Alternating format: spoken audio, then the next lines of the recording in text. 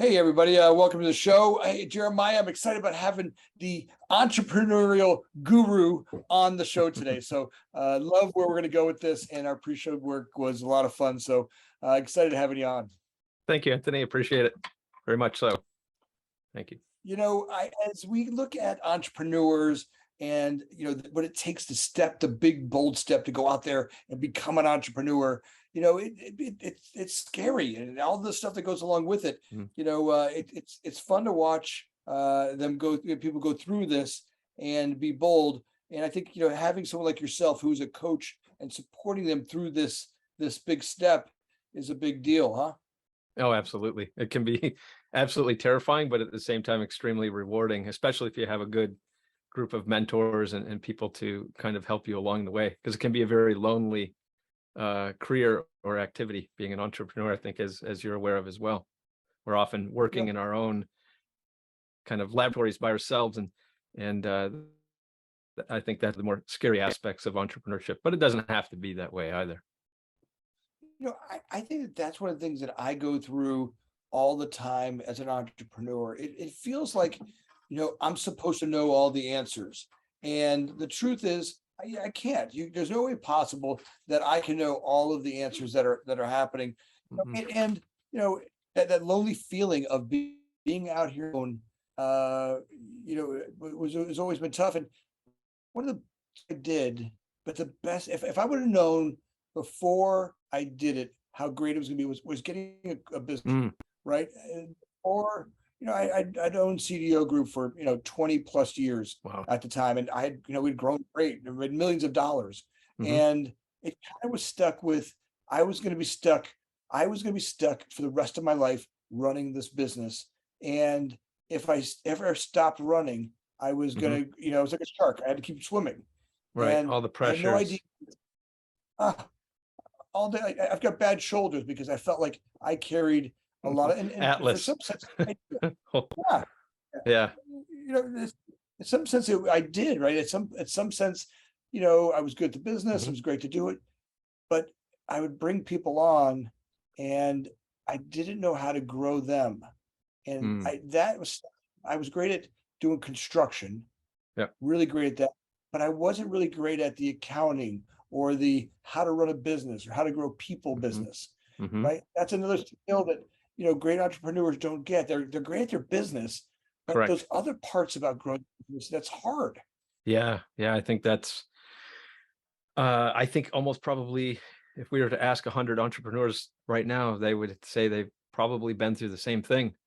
Um, we start with something, either we've, start out at a young age as an entrepreneur, but maybe more likely we've worked somewhere, found a problem we wanted to solve, thought we could solve. We set out on our own to solve it, and really get focused on that aspect. And then you pick up everything else from invoicing to billing to hiring to building the team.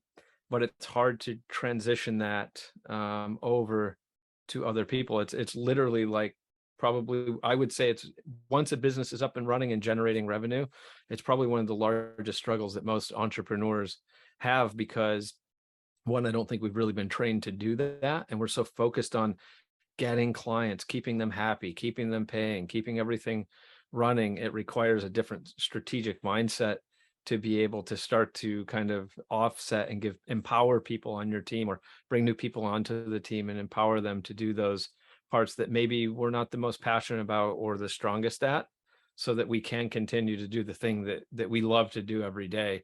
And I've personally been through it as well.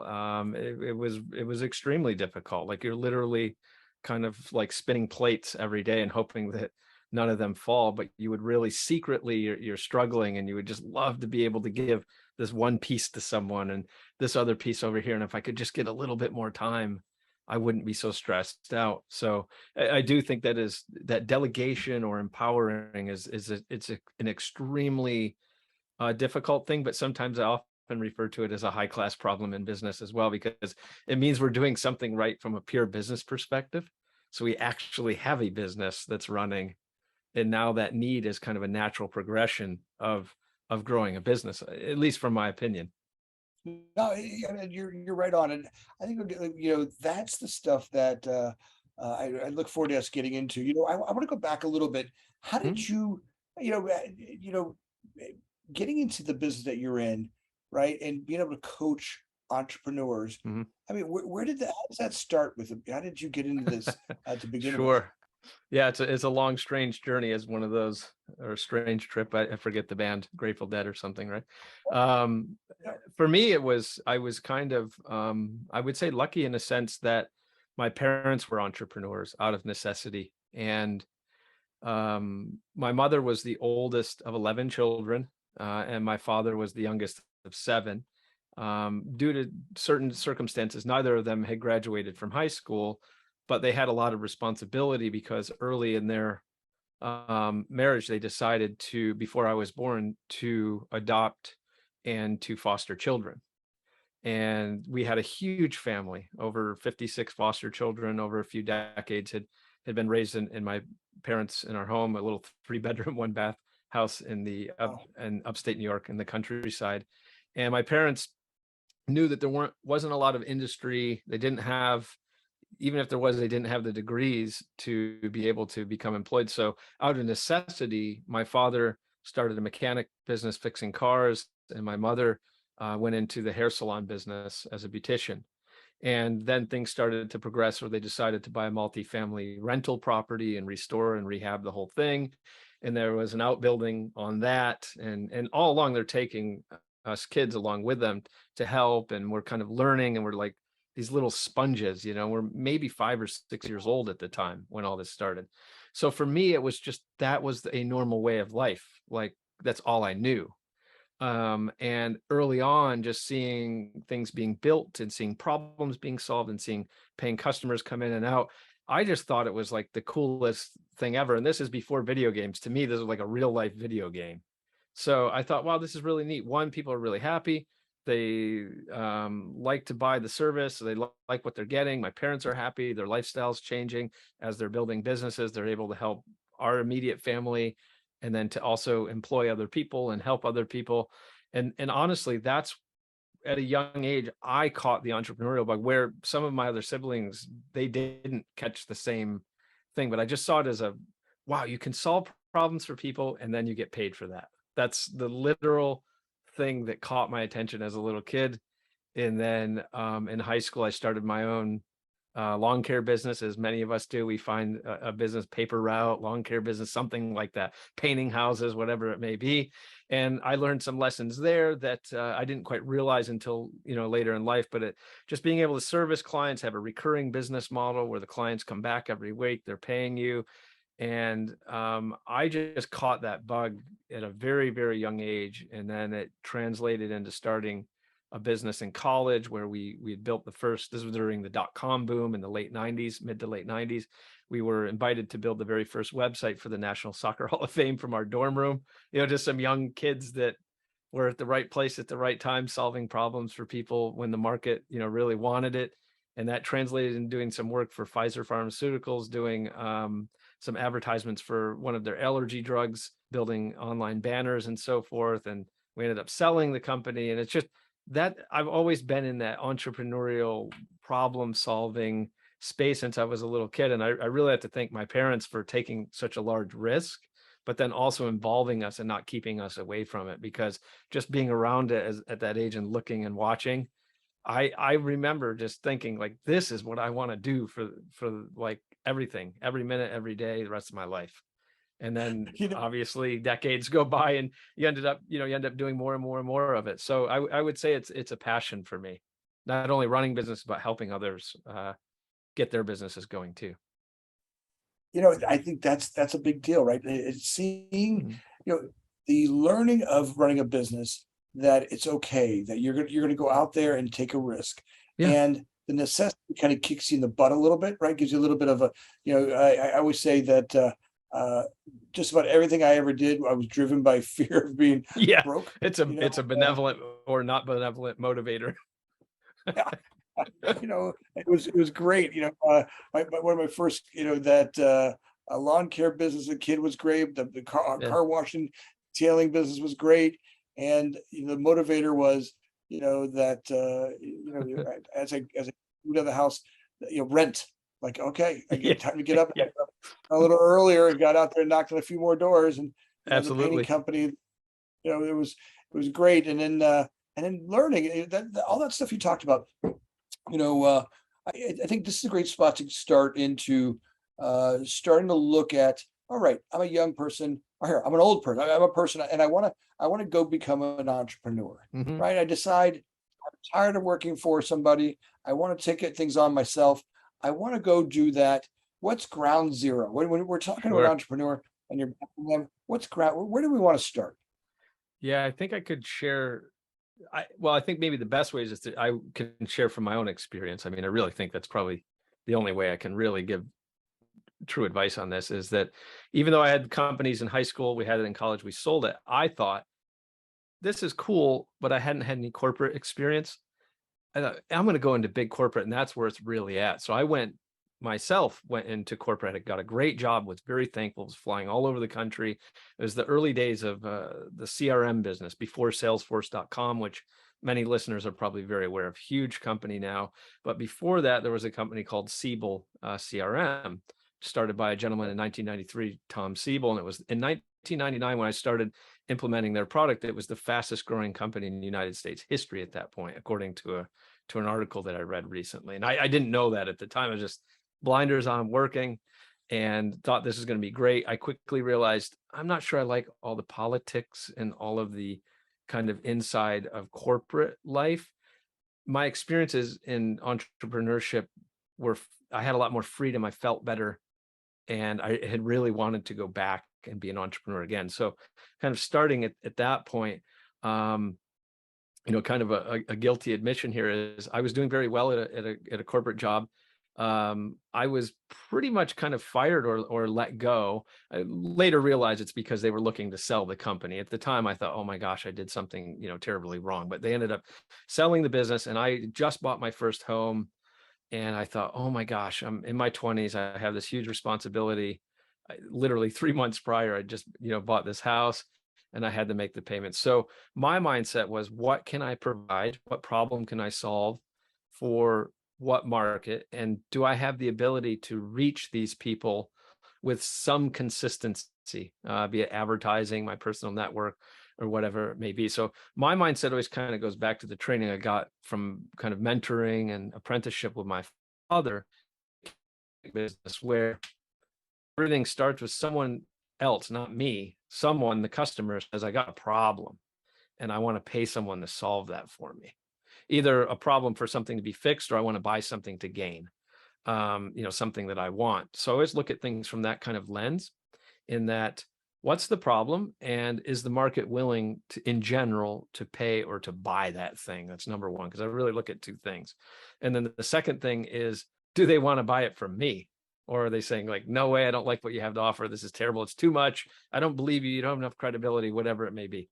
So I try to, it's another thing that's very important for me, is to boil down the complexity of business into the most simple frameworks possible. So that's why I always look at the two things. Do they exist? Does someone really want to buy this? Are they actively buying it from someone else? And then two, can I convince them or give them a strong enough offer to where they want to buy it from me over all other options available to them? So I started with that, and that's when I got into a business of generating sales leads for technology companies, since that's the space that I came from, and I understood their very complex buying cycle and all that kind of stuff. So my advice to a long answer to a brief question, but is to start with the problem that the market has versus trying to come up with an idea in a vacuum. And then two, to our earlier point, is get as much feedback as you possibly can as quickly as possible, and also start building your network of mentors and people that can help you along your journey, as much as quickly as you can. And don't be shy to ask for help, which I was very shy to ask for help. I want to stop for a second and really hit on this, because they're not hearing. I didn't hear it. People said this to me all the time, and I couldn't hear it. I don't know if it was ego or fear or Mm, what it was. You're afraid to step out and say, "Hey, I don't. Could you help me? How did you do this?" All the mhm, things I learned on early on. They would say, "Get a mentor," mm. and I'm like, I didn't know what there was Yeah, but we don't someone know to what that help me. means. What does that Yeah, mean? it's like, there's no framework for it. But you know what's funny about it is everybody who I ever talked to was happy to help, right? There Mhm. and by the way, when young entrepreneurs talk to me, it's like I'm happy to help them, right? I know Absolutely. what's going. Every entrepreneur that's of worth any crap in the world, if a young Mhm. person or anybody coming up saying, "Hey, I'm looking for help and how to do this," you know, Correct. th- they're happy to tell them their experience about how to do this and what they did. And I think that fear is, and I stop to say that so that the person, people are out there hearing this, they can really hear that it's Mhm. important to find a network of people to help do that. Now, that doesn't mean that you're going to lean on them to do all the work, because truth is, you got to do the work, right? You got to get out there Right. and you know, like I remember early on when I first started CDO Group, I had worked like you. I'd Mhm. worked for multiple companies, and I kept losing. You know, in construction, you know, when you go to work for Mhm. Blockbuster Video or Einstein Bagels or Mhm. Discovery Zone, Foster Market, I kept working myself out of a job. Right, we Mm. build all these locations, and the company, I'd get to knock on the door and say, "Hey, we're not, you Mm. know, you didn't do anything wrong. We got to let you go, Mm. and you know, we're not building anymore." And I'd work myself out of a job, and I thought to myself, "This is painful, right? This Mhm. is pain." And I was in, like you, in my mid 20s, and starting to hit my late 20s. I'm like, I got a house payment and a wife, and you know, Mm. I want to build a family, and Mhm. I can't keep losing my job. I had 6 jobs in, you know, under 10 years, and it was like nothing I had done, but I was like, I can't do this. So the first, you know, I was like, I'm going to start a company doing this, and I Yep. joined up with a couple of guys to do it together, and you know, four of us kind of joined a little group, and we started on the floor, right, Wow. on literally on someone's floor of their living room, Wow. and you know, that was necessity. It was literally, the thought was, I just don't want to keep getting that knock on the door. I'd, like you, I'd worked my took us off for these Yeah. people for years. You know, I'd put, And you it's know, some of those that companies pain, I right? You feel it happens once, then it might happen twice, and it keeps happening, and you're like, "Ah, I know it doesn't have to be this way." And I think that is for many folks. I don't know the stats on this, but I would bet if we talk to several entrepreneurs, it's probably the most common reason why entrepreneurs got started. Especially successful entrepreneurs will share a similar story, because you and I, as you're talking, I think we were in different, obviously different cities growing up, but the same story, different location. yeah, you know, the fear of, and that same thing you were talking about, that office politics stuff, that as scary as it is to be an entrepreneur, it was Mhm. scarier to say the wrong thing at the office. It was Yeah. scarier to walk in and wonder what mood Mhm. everybody was in. Did I say, did I piss that person off today? Sure. You know, the office politics stuff. I would say that the fear I experienced becoming an entrepreneur, Mm. right, of growing and going through that fear of, am I going to pay my bills, was nowhere near as much as the fear of one day someone coming in and firing me because of Right. some wrong move I made, right? Yeah, subjective decision. You don't have a choice. You're 1 minute you think you're doing great. Someone, for whatever reason, that has authority more than you do says, "Hey, this is your last day," or "Here's your 2 weeks notice," or whatever it may be. You experience that a couple times, and you quickly start to realize, especially if you have a skill set where you've taken the time to be a real craftsperson at what you do, a professor of your craft, and you got really good at delivering demonstrable outcomes at a young age. Even you'll quickly start to realize something's not quite right here. Like, I have the ability to deliver results, but for some reason this job thing isn't really working out, and I keep feeling like I'm starting over and over and over again. And it always reminds me of kind of there's this kind of story where the fisherman was fishing, and it's like the crabs in the bucket, and the young man standing next to him, he says, "Hey, that crab's going to crawl out of the bucket. You better stop it." And he's like, "Oh, don't worry. The other crabs will, kind of pull him back into the bucket." And that always stuck with me, as I learned that in maybe junior high school or something like that. But it always stuck with me. Like, that's the feeling that I had a lot of times in the job market. It wasn't necessarily about the same thing that entrepreneur has, where it's get results for someone so that they'll continue to pay you. They're happy. They leave you a good review, a good testimonial, and you create this kind of recurring machine.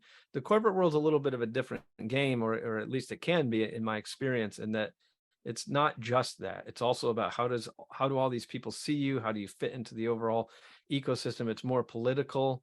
And I personally said, I don't like the politics. I like the simplicity of, hey, I fixed your car. It's running. You paid me and you Sure. want to refer other people to me and you'll come back the next time that it breaks. Great. This is a lot easier lifestyle and a lot more comfortable lifestyle for me because it's controllable more than waking up one day and someone just decided for whatever subjective or arbitrary decision that things aren't working out here at said job. Well, and I think it's, they always try to tell young people that come in, or, we get interns every year. Mm, I'm like, while you're here, use my money or use our company's money to go out and learn how to master this business, yeah. right? I want you to have this feeling when you walk out of what it feels like to be the best at doing this, to That, to the business. If they're on the podcast team mm, or if they're at the CDO group or whatever business I have that they're working in, I want is for them to come in and go, look, I want you to know what it feels like to drop the mic. And I yeah. cuss. I usually get in the office, I go, drop the M&F and mic. I want you to feel that feeling of being a monster Yeah. because there's something about that like now, if I do it for you or if I do it for another company, I I I know how to do this, Yeah. and I know how to do this better than anybody else. I'm a master in Yep. this realm, and other realms come to you, but learn to master a realm. Now I have value. Correct. The podcast team. I'm working with them. Going, look, you master this. This is the future of the world. There's the internet stuff that people. You master the internet and marketing and stuff that Yeah. happens out here. The Oh, upside to that for them is, it's kind of that's fun. So amazing. yeah, play with take somebody else's money to learn while you're on Right. it, and that's Yeah. the Take those that's the way. opportunities. Right. If you're a Yeah. Take chef, those learn. opportunities to get those real tangible skills. And I don't want it to sound boasting, but I only, really know my stories and the clients I've worked with. But to your point, that's one of the greatest things that actually happened to me during college. I was fighting like crazy and I got an unpaid internship that was a 5.5 hour drive from where I live in New York. It was in Boston, Massachusetts. I had zero, I was like, oh my gosh, what are we going to do? And that's actually one of the things that helped get the business started was working for free for an agency that was servicing, well, planning to service. They were just starting. So taking that opportunity as an intern to learn and listen, like, what is it that these clients want to pay for? What tangible skill can I learn? And just diving all the way in, like just literally so focused on I'm going to do nothing but get good at building websites. Or obviously it's 20 something years ago, but it was brand new, super valuable at the time to be able to build websites. No one knew how to do it. No one knew how to, build these banner advertisements. No one knew how to do other things. And it was like, I see the need. I'm going to work for free. I don't really care about the pay. The pay is in learning the skill and getting the testimonials and the social proof and the client roster and all those kind of things. And then that is in turn between what helped me start the company in college, but then also helped me get the corporate job amongst dozens of applicants at the time. And they told me because of the internship in the business from college, to your point, of being able to within 6 months, I think it was 6 months to a year, get all these clients, do all this work, and have a portfolio of things to share with the employer. So not only did it help get new clients at the time, but just having that skill set and taking the time to do it helped to get the job. And I always thought that was interesting that this gentleman is probably 30 years older than me, 35 years older at the time, and he just said the reason we hired you over these MIT and Harvard folks is because you have real world experience. You took the time in that internship and all this kind of stuff That's to to get those skills, those tangible skills. And I'm just a young guy like, what's going on? Really? I was a little bit yeah. disbelief because you're so heads down taking advantage of those opportunities like you mentioned. And I think that's fantastic that you do that with your interns. It's very empowering to them. It's fun that at the end, as you grow as an entrepreneur, you're looking to build leaders, not followers, right? You start to learn that if you're going to build a company, and that like the next evolution of me as a man went from one being an entrepreneur, great, just learn how to do that business, and then great, learn how to build the business, right? Then learn how to build. Today I have multiple businesses, and you start to really look at going, I couldn't do this on my own. Like that's another path to get to, but we'll talk a little bit more about that. But I want to go back and really hit home on what it feels like to master a craft. And At first, Sure. I believe that all the things I did when I was young, I had lots of jobs, right? I'd, Right. bounced around a little bit in my, 17 to 20. I had a bunch of, there were 6 months, but everybody I went to work for, I always tell a story. I went to work for a little pool company in Florida, and I had a Okay. little pool route. And I added on pressure clean for the guy's pool route. And I doubled his income. And him Wow. and his wife owned this little business, and they were great. There was this great couple. There was this nice couple, really nice people, and I kind of doubled the income, and I started pressure cleaning sidewalks and people's patios, and Hmm. and they were like, "Wow, we never thought about doing that." I'm like, "Yeah, just throw the, I'd rent the pressure cleaner for $50 for the day, and I'd go Yeah. make $250, and made the company an extra $200 a day on my route." Yeah. And they were like, this is great. Or, the butcher shop I worked for, or the telemarketing company I worked for. They were, I was the best call. I would get in early. I'd call the East Coast, and I'd Yeah. work late and call the West Coast, and just dialing for dollars all day long. Yeah. I couldn't see at the time that they were valuable, right? It was hard. Mm, Steve Jobs says it best. You couldn't see the dots, looking forward. But when I mm-mm. look backwards, I can see how they connected in my life today, right? 100%. Hmm. Right? I could see how as soon as I started CDO Group, being able to pick up the phone and literally, as I would call a customer and tell them what we wanted to do, I was making the business up. Yeah, I remember Yep. the first phone call I called, people I used to work for. Hey Bob, I'd like to do some construction management for you. Well, we've got a contractor. Oh, no, no, but we've got employees. Well, here I just want to do your overflow work. Yeah. And I would describe it. I'm like, well, what kind of service do you do? Well, I just kind of thought what my job used to be, and and that was and then how much you gonna charge? And literally at the time, it was pulling it out of my It's rear amazing. to right. And you didn't Yeah. know that there, so I think that's okay. It's okay to to to try, even if you It you is. don't know, right? Yeah, and I think it's interesting too because what you're saying, it really gets at the core of at least my belief of what entrepreneurship is. It's understanding where those problems are, how you can help solve those problems. And as you're probably aware, there's always this kind of stigma or kind of stereotype around sales and selling in business. And really all this is getting really good at diagnosing problems and then understanding how to present the solution in a way that someone wants to pay for that and they believe in you enough they're willing to take a shot on you for whatever reasons, because no one starts at the top, right? You're always starting somewhere, and then you're accumulating all this credibility and history and client base and all this kind of stuff. But you have to, just like you're saying, staying so focused on listening. What's the market want? What opportunities are there? Can I get really good at this, or can I team up with someone who is? And just keeping the eye on solving problems that people are willing to pay for. And a lot of entrepreneurs, or kind of aspiring entrepreneurs, can forget this or they ignore it, especially in a climate like now. We're currently kind of in a little bit of interesting times, but for years, for the last 5, 6 years, 7 years up to this, I'd seen a lot of companies come across my desk with startup ideas. And one of the biggest problems that I saw was that they didn't have a clear problem that they wanted to solve, but they were asking for, 10, 20, 50, sometimes even $100 million in investment from a venture capital or private equity company. And they're saying, yes, well, what problem do you solve? Well, we'll figure that out. But first we need the money. And I'm like, oh no, this is really scary because, living through the dot-com crash and all that kind of stuff, I saw all the companies go away that followed that kind of model. But at the same time, I saw so many companies do really, really well that kept focused on, like you said, listening to the market. What do my clients want? What do these potential customers want? What are they looking to solve, and what are they willing to pay for? And just keeping very, very focused on solving those problems where the money sits.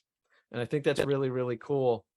um how you came up through that in kind of a natural progression, as I think many of us have. Well, I always say to people, I know what that person at the other side of a phone call, I know what's happening in his office or her office every day. Yeah. I Yeah. I sat in that seat in 6 different Mm, companies, and I mhm. knew that in the morning, when I worked as a Boston Market, I knew that in the morning we had Mm. one plan of development, and by midday somebody would come in and change it. Oh, we bought this new thing, or we bought this new brand, and now we Wow. want to convert over. Now it went from 200 stores a year to 200 stores a year plus 30 remodels, and then next Whoa. week we're going to shift, and that that need changed, and I knew that okay, if I could go in there and solve, all right, what Mhm. happens when your boss walks in the office and says change of plan. Now I got to go back to my people and go, hey, I just gave you guys all this work, but now I got more work to do. Maybe I could fill that need, right? If I could Yeah. just fill that need, right, the offshoot of extra work, Yes. Yep. right, and that kind of worked, and that's how I got it. And Wow. I would always find it at the end of every corner. I was busier because that's when they would get this extra work. Like, they'd make some Wall Street projection, and I'll say Mhm. like, "Hey, I got 10 stores. Hey, you get these 10 stores done, Mm. and next year we'll give you a whole bunch more." And I'd go Wow. on, I'd go work my tail off, and I'd deliver for them, and I'd over deliver. And Yeah. during those 10 stores, I'd built such a good relationship. Yep. Then it was hard to leave you. You kind of get them addicted to you. Yeah. That's awesome. Yeah, and that's kind of the part I think of the work you're doing, the work that I'm doing as well, is inspiring folks that may not have that innate kind of ability to just kind of jump in and try to figure it out. Because I think that folks, like us, like others that may have had that intuition to do that, or to be brave enough to even try it and not worry about like, oh no, someone's going to yell at me because I said something wrong, or I wasn't good enough, or whatever it may be. Like that's a gift that I as well. I don't know where that came from, but I've always had that where I'm just jumping in. Maybe it was because my parents, obviously they weren't going to be too rough on me as a little kid, and I probably had a lot of terrible ideas trying to help them in their businesses. But just having that is a huge ingredient, to kind of always be looking for problems and be comfortable to say, hey, I think I might be able to help fix this, and kind of jump into that. And I as well have spent a lot of time working with entrepreneurs, and one of the and interns as well. And one of the interesting things that I found recently was one of the interns I was helping a few years ago came to me, and he was in kind of in medicine and medical school, and he said, "I want to be an entrepreneur, but I don't think I can be one." And I said, "I don't believe that." And I just asked him one question. I said, "Do you solve problems?" And he sat and looked at me and said, "I do." And I said, "Well, you can be an entrepreneur." He took that, to my surprise, went and created two medical, I think they're like would be considered medical device companies. He was awarded a grant, with an incubator accelerator in the greater Chicago area.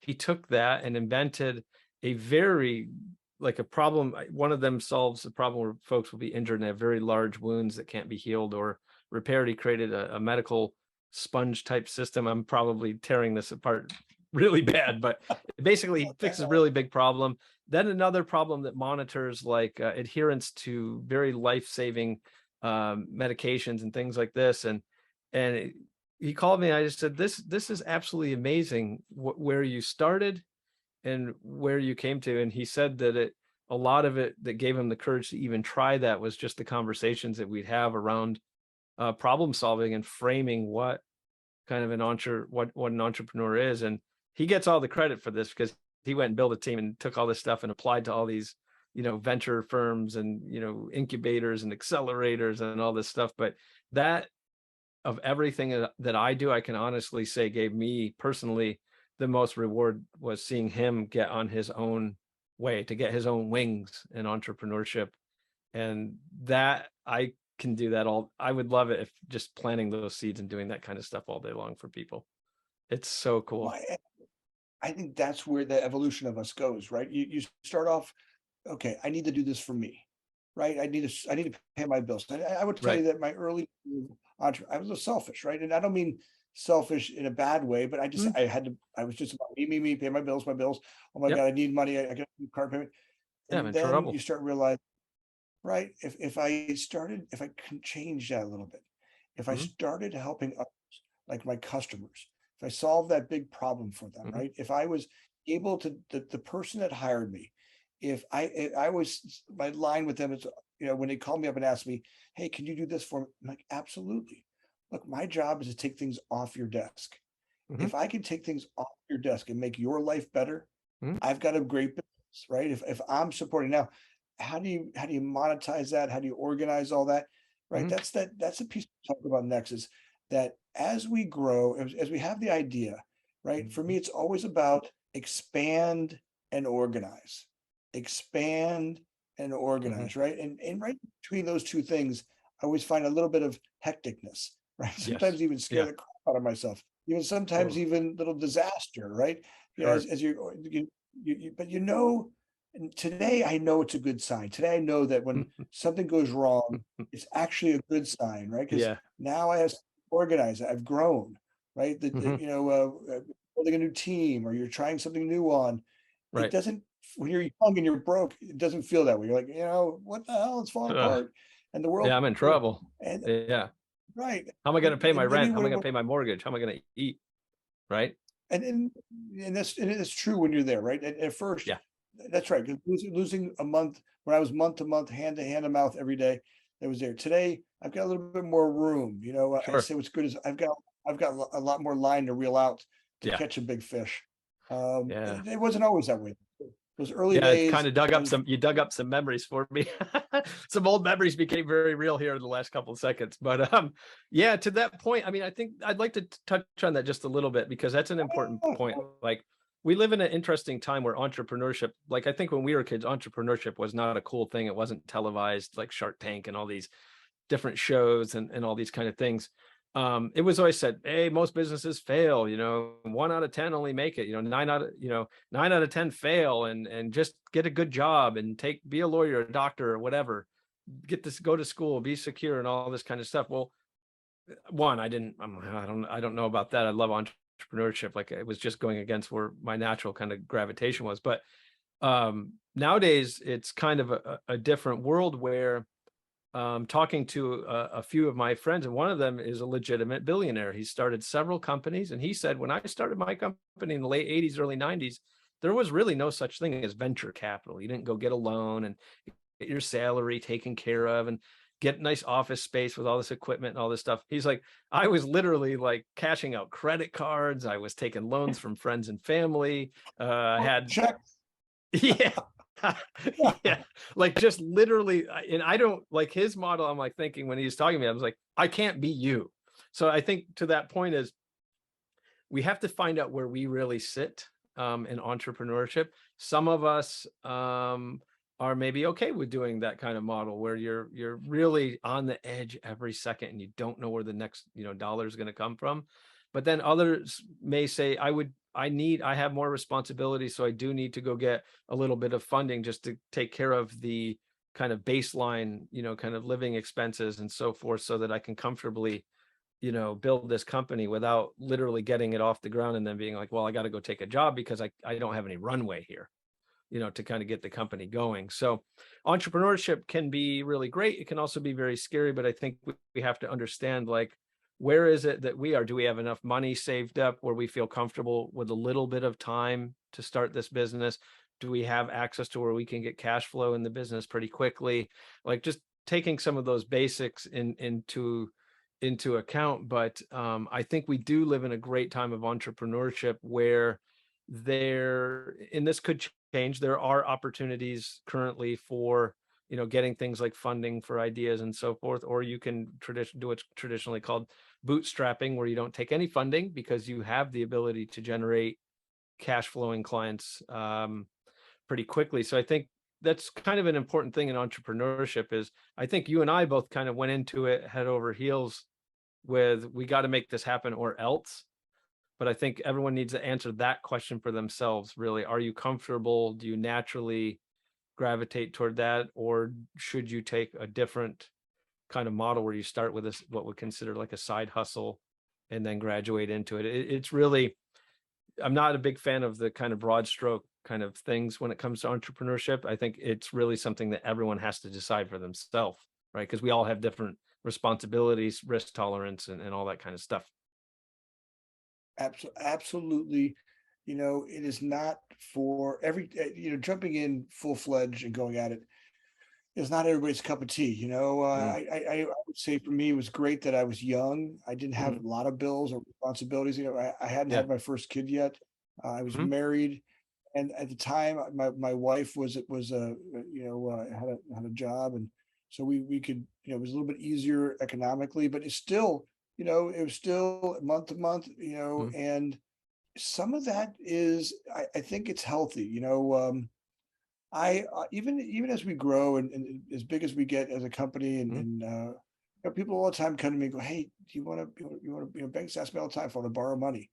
And the problem I have with that is I'm a cash kid. Everything I okay. do is cash. People Mhm. are always asking me, "Hey, do you want to do an acquisition?" I'm like, "Look, if we have it in cash, I'll do it." But the That's problem is I interesting. went bankrupt in 2010. Mhm. Right? I did that, model, and the problem I had was I wasn't frugal after that. Mm, I started bank loans, and I started making decisions that were a little bit beyond what I should have made, right? I mhm. started doing things and hiring people, and Yep. some of the stuff that we did, I look back and go, "Man, I leveraged." I went through a personal bankruptcy in Yep. 2010, and it was humbling. I Mm, had 2 weeks before Christmas, I had to let 33 people go, mhm. and I got the call from my accountant. He's like, "You don't have any more money." I'm like, "How could you not? Wow. What do you mean I have no more?" "Yeah, you don't. Wow. You're broke. And you Yep. got to tell these people you're not going to make payroll next week, and Yep. that's not fair to them." I'm like, "It's Christmas. I can't let people go. It's Christmas. Can't Mhm. we?" The economy had crashed, and so that will, I think those experiences of going through that made me a little bit more frugal with Mhm. the way I look at spending in a business, and I try to really keep the Yeah. parts of the business where I made those mistakes, that if you have to let people go, 33 people go, Yeah. that feeling, something I never want to feel again. So No, as much it's as oof. uh, as much as getting the customer is important, getting up every morning Yeah. and knowing that I've all these mouths to feed and these different making sure that I run an ethical business where I can keep a year's worth of payroll in the Yep. bank, or uh, things I need to do to make sure that the organization is a healthy organization. That's Um, wonderful. I think some of that stuff comes from, but that all comes from having messed up. I Yeah, don't I, look. experience. I don't. That's Yeah, I don't. constructive experience. Like you learn from those things, right? Like that, and that's very interesting because in this climate, and I know, like, let's say someone's listening to what we're talking about 5 years from now can be a completely different business climate. But I grew up in the cash flowing business. Like it had to make money, or you couldn't pay your staff, you couldn't pay yourself, you couldn't pay your rent, you couldn't pay your mortgage, you couldn't eat. So I as well am a huge fan of cash flowing businesses because if you at least have that, then you have something substantial that you can, it's a living machine that's producing enough margin to survive on its own. Whereas we are currently, and maybe coming, I don't know, coming to a tail end of another one of these kind of pendulum swings of a lot of folks were like, no, take all this funding, just spend it, spend it, spend it, acquire customers. It doesn't matter if you're profitable or not. We just want to see that you're growing in mass and all that kind of stuff. And that's great as long as there's a market for that. You can continue to get funding to feed that machine when you're not generating positive cash flow. And then there's another bigger buyer out there that will come and buy you up. But as we've seen many times in our lifetimes, there's an issue with that because it always does come to a bottom and it comes down and then it recovers, at least in my lifetime. But when it comes down, then there's no more loans, there's no more people to buy you and to maybe consume you before you completely go out of business, what we call a successful exit. And then you're in trouble because you can't pay, you can't, you have to let employees go and so forth. You can't pay yourself, you can't pay the bills, and the company gets into a very, very difficult position. So I've always been an extremely big fan of cash flowing businesses. Not to say there's nothing wrong with trying to, build something up and have a huge exit and kind of be the, winning all the awards and accolades of people saying, look at these guys, they sold their company for $100 million or something like that. But then, when I look at some of those stories, I'm like, wow, if those guys had waited another 2 months, they would have been out of business because they didn't have a real profitable thing. So it's like Yeah. almost like Vegas business. versus what I would consider nice cash flowing, reasonable business. And you have to decide which one of those do you want, right? I look, there are people who are a lot smarter than I am that know how to do those Oh, other businesses. The ones that yeah, oof. they pump them up and they go. I've always been of the nature of build a good long term. Mhm, It's not going to be overnight success. It's not going to be. You're not going to get it. mhm, But the idea is it's kind of like a poker game. I feel like we play like a poker game. It's you don't need to bet all. Don't need to go all in, right? mhm, Just play a good solid game, right, solid game, solid game. But when the cards come, right, and the economy comes, I can look back and go, okay, I didn't always play that way. I always, when I was sure, younger, I played a lot, in fact, up until 2010, I was mhm, playing that other game. And all mhm, of a sudden I went through that downside of it. And then I learned, okay, let's play more like a long-term poker game. And the idea is that, all right, you're playing, but, play smart, don't get crazy, mhm, just always remember, unless you have the hand, don't go anywhere. And then when the right one comes, yeah, go all in. And yep, brands like, I remember I go back and go like 2017, 2018, when McDonald's came to us and gave us $100 million worth of work. We were kind of just trotting yeah, along, 15, 12, 13, 14, 15 were rebuild years. And then 16, 17 came along.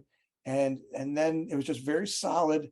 McDonald's came in, and then I said, all mm, right, this is to go all in. And we literally put all the chips on the table, brought a whole bunch of people mm, on.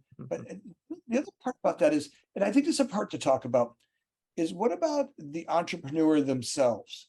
Look, mhm, I think as much as working on the business is good, but what about working on you on yourself, right? mhm, I think that part of me had to grow up, right? mhm, As an entrepreneur, I think that there was a big part of me learning to be a better human.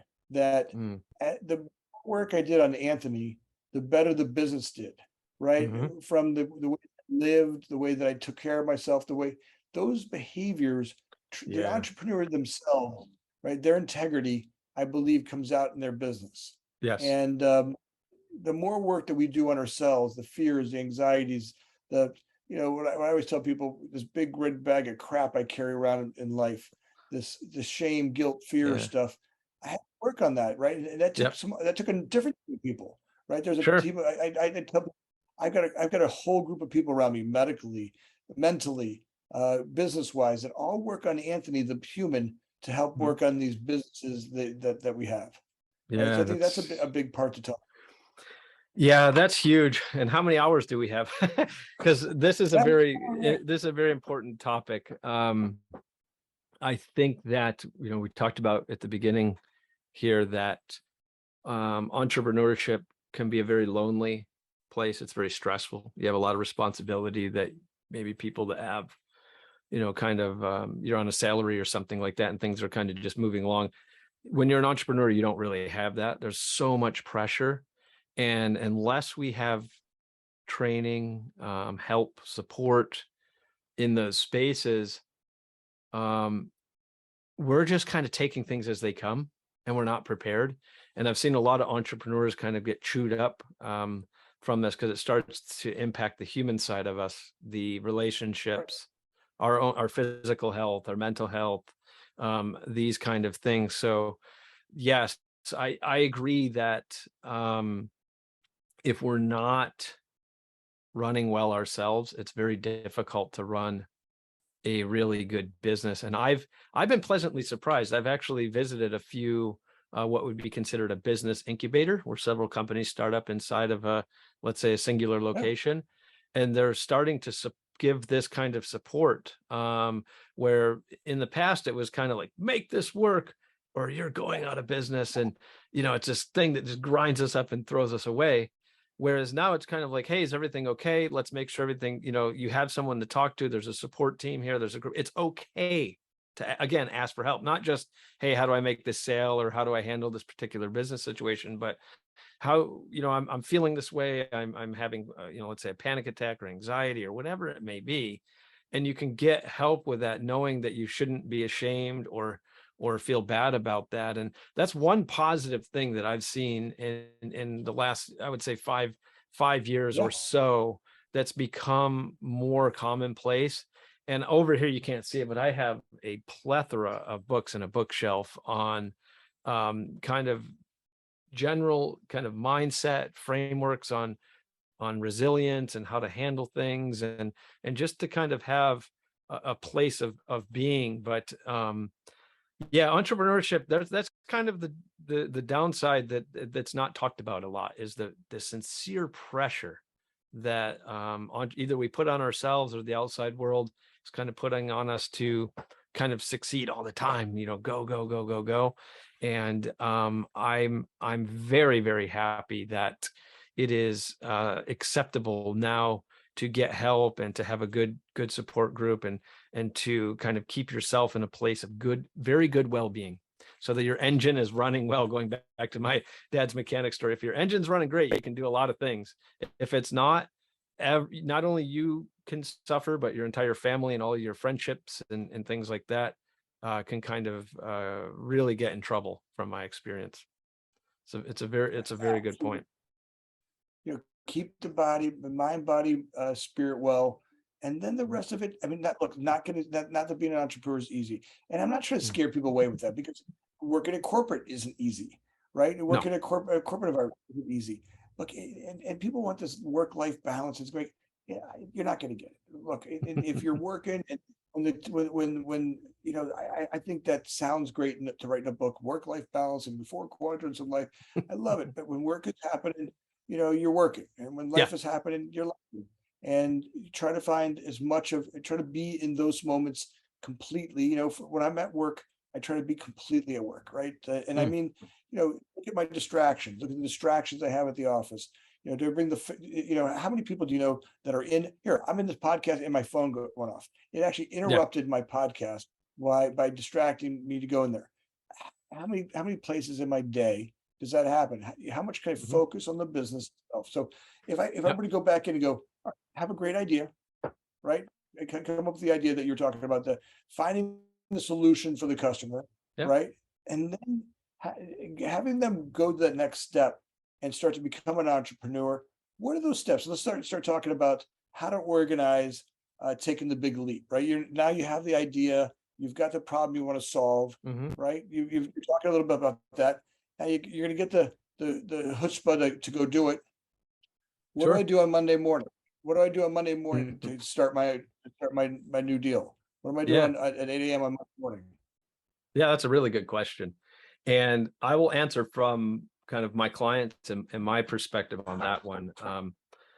So there are really kind of two camps that I see today. One is the one where you take a big loan, basically get some venture capital or private equity, a brand new startup.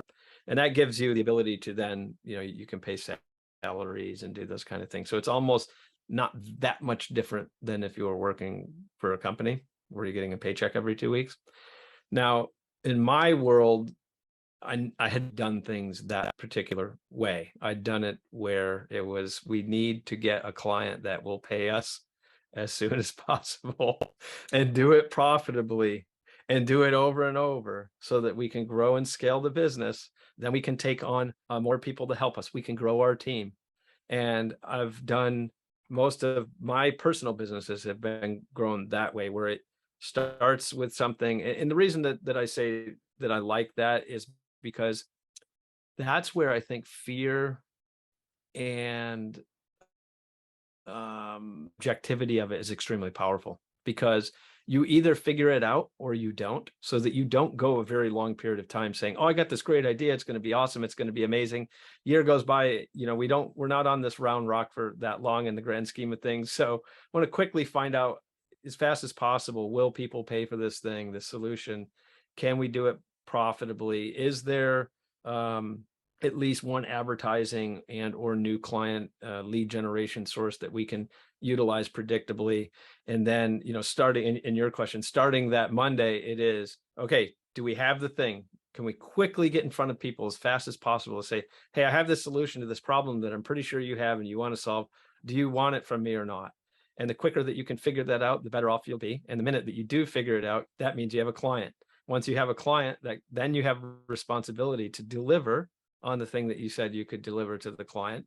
And then that kind of forces you in what I would call the right direction in a positive way. So you're not focusing on things that don't matter, but really it makes you focus on what does matter. And that is servicing the client so that you can get paid, which is very important.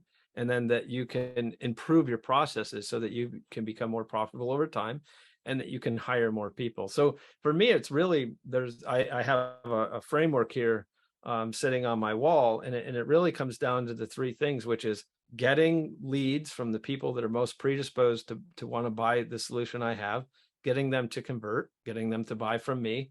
And then it comes down to the economics, the third part, the profitability. Can I fine tune that whole system to make it profitable? And it becomes like an infinity loop. For me, at the time, it was finding directors of construction for the brands that were growing. And I would read, the top growing franchise brands. I would read all the magazines that supported the groups that were growing.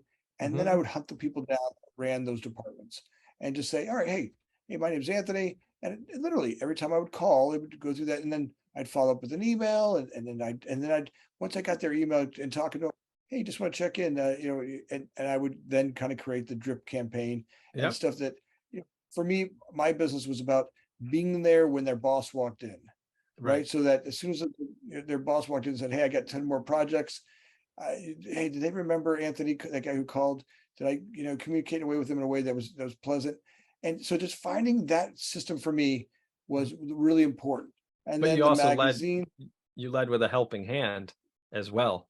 You weren't calling just to, as many do, right, to be seen as like lack of a better term, an annoying pest. You were in somewhat of an invited guest, leading with that solution, coming forward with it, taking the time to think about that beforehand. How can I be helpful to you?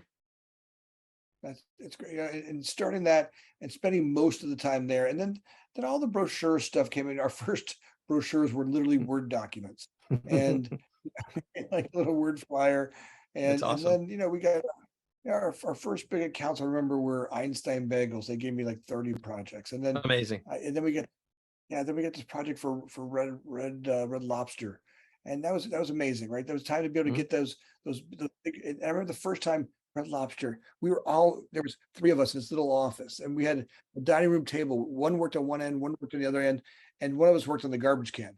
And and we had him on speaker, and Yeah. Evan Swanson from Red Lobster said, hey, we're going to give you guys these 30 projects. And we almost passed out. Yeah, like literally. Now the problem was we had they didn't realize we're just three people in an office. And I call it throwing your keys over the fence. We kind of, we got Guess the what? job. Now we you're had an to figure out. entrepreneur. Now you're an entrepreneur. You got a client. Now you got to deliver on that promise, right? Yeah, we did. It was hectic and a mess, and it wasn't perfect. But we communicated and we worked our butt off and we over delivered. And I think there's where the fun part of it goes. And then, from there, those are all learning stuff for an entrepreneur. I think all entrepreneurs, if we can guide them through those first parts of it, I think that's a key part. Yeah. And I think what you just said, honestly, that's where the real part of entrepreneurship, like forget Hollywood and TV and all this, that's when real entrepreneurship happens at that point. Like up until that point of the client saying yes, and they're willing to work with you, or the buyer, if you're in a direct to consumer business, if they want to buy the thing, you created something and they want to buy it. But that's the point when we really truly become what I would call a real entrepreneur, because now someone has said, hey, I'm willing to take you up on what you said you're going to help me do, and I'm willing to pay you. And that kind of kicked off the starter on the engine. Now the engine is kind of starting, and that's when the entrepreneurial engine actually really happens. It's not the brochure, it's not the pretty website, it's not the office, it's not how many employees you have, it's not how many trophies you have, or how many times you're on one of the major business publications talking about that you took another round of funding or something like that. It's when you are servicing the client effectively is when you really have a business and your cash starts to move into the business. You're able to then grow and keep that machine running effectively, instead of just kind of a one-off situation. So I think that's like the beautiful entrepreneurial moment, and I know that feeling as well. And any entrepreneurs listening to this podcast know that feeling as well. Is like, holy cow, this just came real, and we're in business. Now we're in business. Now we have to deliver, to what we promised. And I think I like to at least believe that that's real, true entrepreneurship at that level. That's amazing. That's the artistic part of it. Now the energy really starts to flow, and if you start flowing into segment 2 of the engine. So let's talk a little bit about segment 2 of the engine. Sure. Yeah, absolutely. So the framework I use, and I keep pointing over here to my wall because I need these frameworks to keep me on track, so I don't get the entrepreneurial distractions that many of us get. So for me, the real goal of every business, or at least it should be, is to get clients. It's to keep those clients. If you're in a recurring business model, or a model where people will come back and buy over and over again, like my father's mechanic business, things are always breaking, and they're going to want to come back 6 months, a year, from whatever. So you want to get them, service them well, get them to return and continue to pay you. Then you want to grow those clients' relationships as well by like you were doing early in your career, asking what else they need help with, what other things can I do for you, and you're expanding the value of each of those clients.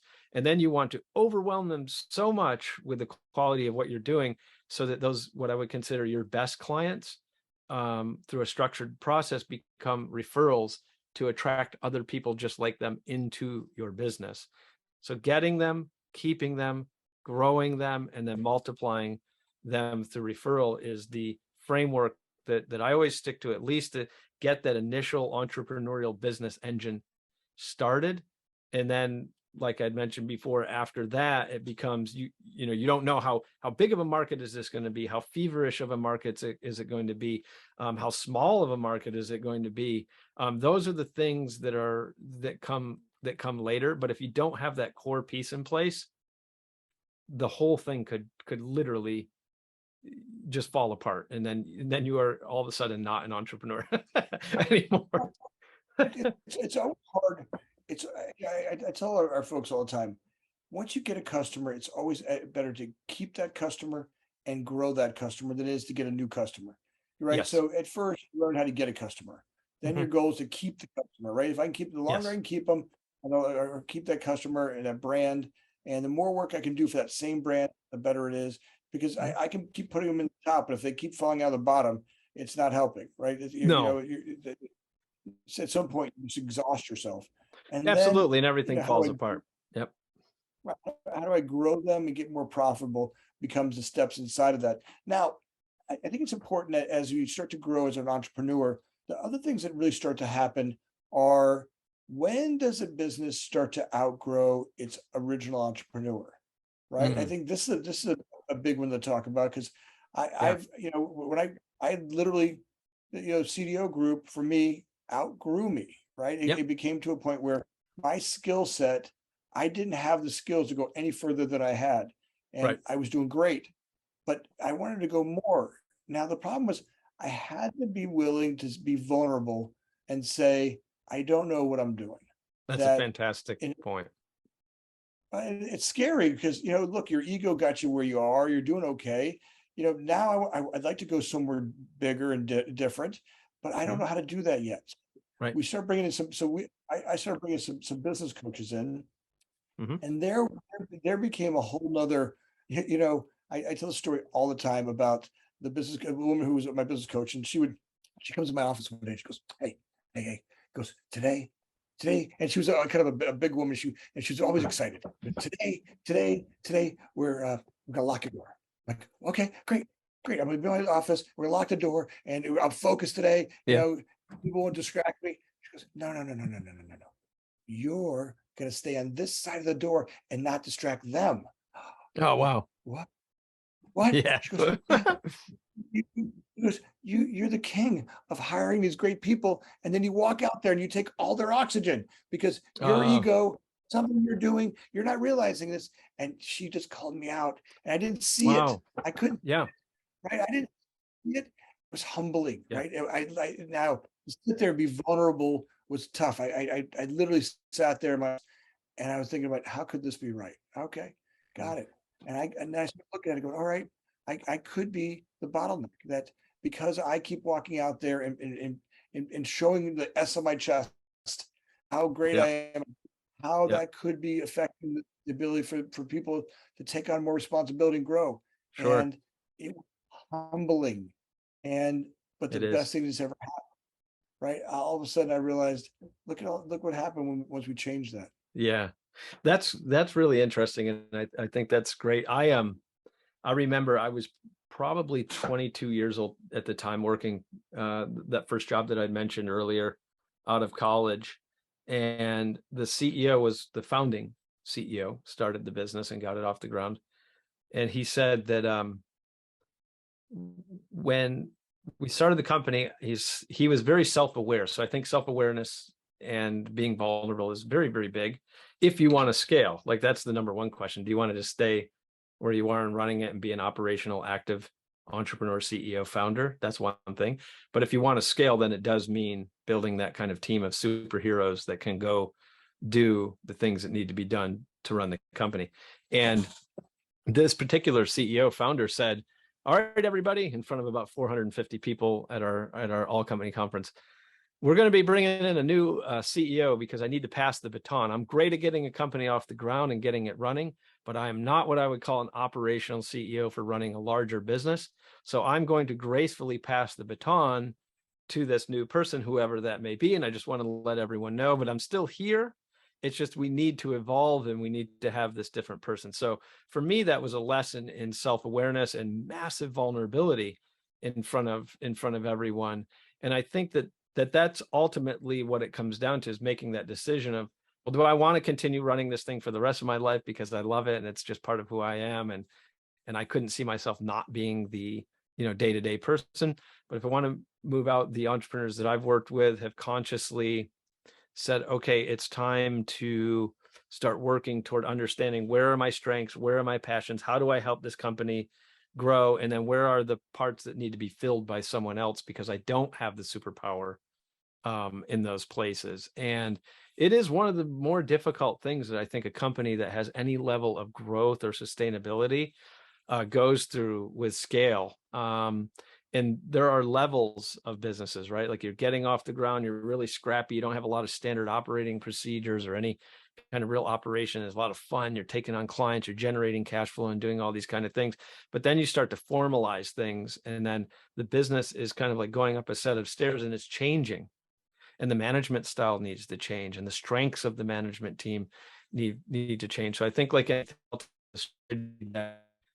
planned for early, it's understood that it happen, it doesn't become a surprise. Like avoiding as many true surprises as you can in that area, I think is extremely helpful. But yeah, if you want to scale, the truth is you're gonna have to have a really great team of superheroes that can do those things. It can't be one person making every single decision forever, or else you stay stuck at that level, or it starts to burn that person out and they go and the whole business goes away. Absolutely. I don't think it's sustainable, right? I always Mm. say to people, you're either growing or you're dying. And, Yep. you try to go out there and I've never been able to find a way where it just cruises forever. It just doesn't feel like way as an entrepreneur. It feels like I'm always either I got to keep evolving and keep changing and keep going to the next level, or I'm not there. I feel like we have gone a long way, and I think you and I will have lots and lots more podcasts together. I'd like to wrap Absolutely. it up and maybe kind of take us down a path and just kind of wrap up the ideas, and I guess to a place where we can kind of give some last minute kind of support for the entrepreneur out there. Yeah, absolutely. It's been honestly a lot of fun, Anthony, and I really appreciate it. I love entrepreneurship. I love just helping people. And my concern is that, I tend to get off the rails, and I hope we didn't take people down a path that's not useful to them. So just to recap, going back to kind of the framework concept, like if I'm just going back 25 years to, let's say, when starting the first company, that may be helpful for someone who's just starting out, and kind of giving them a little bit of a framework to kind of recap what we've spoken about today. One is, I truly believe that entrepreneurship is all about solving problems. So if you're good at solving a problem, you can be an entrepreneur. As much as you may or may not think that's the case, but entrepreneurship is all about solving problems. And then if we solve problems that people are willing to pay to have solved, then we become an entrepreneur, especially if they want to pay us. So starting with that simple framework is a really good place to start. And many times we learn that in a career, working at a company, working in a family business, or just observing something. We tend to find out that there's something that we love doing, we enjoy it, and that will set us on our entrepreneurial career, as you said, you've done throughout your lifetime. And that's kind of what happened to me growing up in an entrepreneurial business, and then seeing different things throughout my career. It sparked me to be an entrepreneur. And then the real second part that I will leave with is, don't be afraid to ask for help, and be very strategic and proactive about creating a group of people that can be your true advisors, that you can rely on when even if you're just feeling down and you want someone to talk to, like a third party to have a chat with. But also be very strategic about folks that are in your industry. Maybe they've done it before you, so that you can model them. There's a lot of folks that are very successful that would love to advise people that are starting companies, but I've been told people just don't ask them because they're afraid or whatever it may be, so they're like, well, just, and I've done it myself. You sit, oh, I don't want to bother them. They're busy. They're very wealthy. They're above me. They're not going to talk to me, that kind of thing. Forget that. Throw that out the window. Talk to as many people as you can, and ask them to advise you, so that you aren't the lonely, frustrated entrepreneur. Because that is one thing that can tend to get to us in this space. And then the last bit is entrepreneurship. For me specifically, over the last 20 plus years, has been one of the most fun things I've ever done.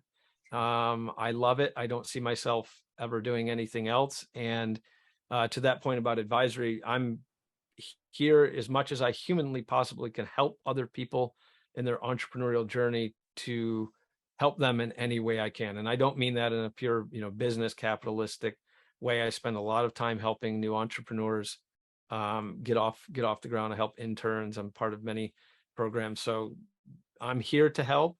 And hopefully someone listening to this podcast, at least one person, will say, hey, I think I got an idea, and I'm going to go do this entrepreneurship thing, and really change their lives and their family's life and so forth. That's awesome. Jeremiah, if people want to get a hold of you, how do they get a hold of you? I think probably the best way to do it is just to go to LinkedIn and look for my name, Jeremiah Baker.